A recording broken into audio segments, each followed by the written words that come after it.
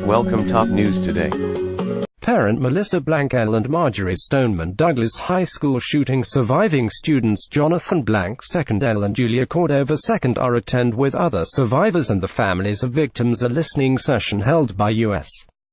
President Donald Trump to discuss school safety and shootings at the White House in Washington, U.S., February 21, 2018.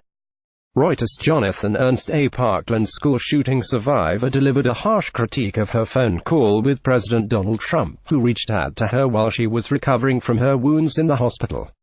Samantha Fuentes indicated to the New York Times that Trump seemed insincere, and said he didn't make me feel better in the slightest. Trump has struggled with showing empathy toward victims of national tragedies since he took office, but the president has insisted otherwise. A student who survived the February 14 mass shooting at a high school in Parkland, Florida, had some terse words for President Donald Trump, who she said called her on the phone while she was recovering in the hospital. Samantha Fuentes told the New York Times she did not feel comforted by Trump, who she said seemed insincere during the phone conversation. He said he heard that I was a big fan of his, and then he said, "I'm a big fan of yours too. I'm pretty sure he made that up," Fuentes told The Times in a story published Thursday night. Talking to the president, "I've never been so unimpressed by a person in my entire life," Fuentes said. "He didn't make me feel better in the slightest." Fuentes said Trump called the suspected gunman, Nicholas Cruz, a sick puppy, and said, "Oh boy, oh boy, oh boy," like 7 times, the newspaper reported.